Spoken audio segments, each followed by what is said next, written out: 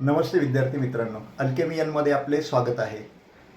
आपला लेसन चालू आहे transition and inner transition element. आणि पाठीमागच्या भागामध्ये आपण बघितलं होतं की स्पिन ओनली मॅग्नेटिक मोमेंट नावाचा जो एक फॉर्म्युला होता, त्या फॉर्म्युल्यानं स्पिन ओनली मॅग्नेटिक मोमेंट कशी कॅल्क्युलेट करायची तो फॉर्म्युला मी तुम्हाला पुन्हा एकदा रिमाइंड करून देतो. Spin only magnetic moment okay is equal to ते यू सारखं लेटर आहे, so that is equal to, त्याला स्पिन ओनली मॅग्नेटिक मोमेंट असं म्हणायचं. That is equal to under root N into bracket N plus two आणि B M bourse मॅग्नेटॉन.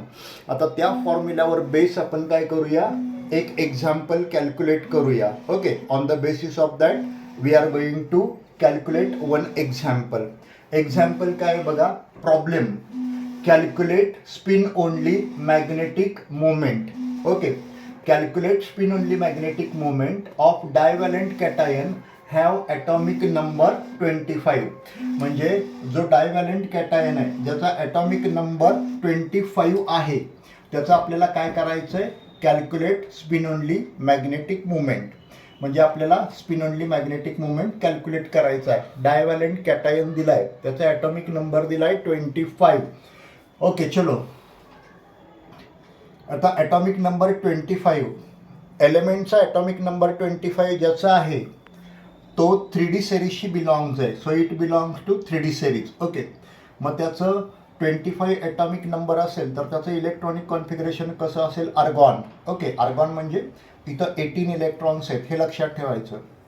Argon D लेवलला, forest लेवलला 2 electron आहेत, पण आपण फॉरेस्ट लेवलचे इलेक्ट्रॉन घेत नाही ह्या फॉर्म्युल्यामध्ये. आपल्याला पाहिजेत अनपेअर्ड इलेक्ट्रॉन, ते सुद्धा 3D लेवलचे. मग 3D लेवलला 5 राहतात, 18, 2, 20 आणि 5, 25. आपण फक्त 3D लेवलचे इलेक्ट्रॉन घेणार आहे.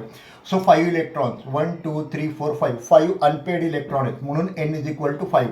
जे काही अनपेअर्ड इलेक्ट्रॉन्स 3D लेवलला असतात, अनपेअर्ड इलेक्ट्रॉन, ते आपण घ्यायचे n is equal to 5. 1 2 3 4 5. Okay, so n is equal to 5. फॉर्म्युल्यामध्ये पुटअप करा, spin only magnetic moment is equal to n. First we have to write the formula, n into bracket n plus 2. We are putting value of n. Value of n is equal to 5. 5 plus 2. Okay, here 7 5 जो 35.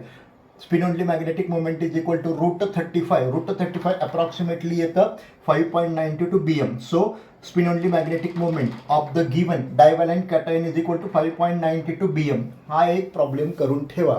हा एक problem आपल्या टेक्स्टमध्ये दिलेला आहे आणि कदाचित हा जसाच्या तसा आपल्याला येऊ शकतो, उपयोगाला पडू शकतो. पॉईंट नंबर 1 आपण इथं कव्हर केला. Okay, point number 2, colours in transition element. हा पॉईंट आता आपल्याला बघायचा आहे, कलर्स इन ट्रान्झिशन एलिमेंट. सगळे पॉईंट, 6 पॉईंट आता व्यवस्थित आपल्याला बघून घेतले पाहिजेत. Colours in transition element. Okay, त्याच्यामध्ये काय असेल कलर्स इन ट्रान्झिशन एलिमेंट, तर point number 1, colours in transition element. Point number 1, colour in transition element related to the, total 4 point असतील. Okay, colors in transition elements are related to the point number 1, presence of unpaired electron. Okay, म्हणजे जे unpaired electron आहेत त्याच्याशी हे colour related आहेत. Point number 2, d d transition, म्हणजे colour d d ट्रान्झिशनशी सुद्धा रिलेटेड आहेत. Point number 3, nature of ligand attach to the metal atom. Metal ॲटमला जे लिगंड म्हणजे ग्रुप अटॅच झालेले असतात त्याच्यावर सुद्धा कलर डिपेंड आहे. आणि geometry of complex formed by metal ion. Metal आयननं जी काही जॉमेट्री, कॉम्प्लेक्स जॉमेट्री फॉर्म केलेली आहे त्याच्यावर सुद्धा कलर डिपेंड असेल. Point number 2, transition element have free unpaired electron in d level किंवा d orbital. Whatever the transition elements are there, that transition elements they contains free unpaired electron in their d orbit or d level. Point number 3, when electron is a transformed from one energy level to other energy level, it absorb energy with the radiation. This is very important point related with the color. When any electron is transformed from one energy level into another energy level, electron, it means electron absorb energy along with the radiation. Point number 4, it requires small amount of energy and remaining light is transmitted. So that electron requires very small amount of energy. Okay, and remaining light is transmitted. Point number 5, observed color of compound is related to the complementary color of the light absorbed. So this is the point number 5. And point number 6, if red light is absorbed, then complementary color will be blue, therefore compound color becomes blue. So this is very important. What is important? Whatever observed color of compound is related to the complementary color of light absorbed. Color is related with complementary color of the light absorbed. For example, suppose any electron is absorbing red light. Okay, red light is absorbed, then its a complementary color will be blue.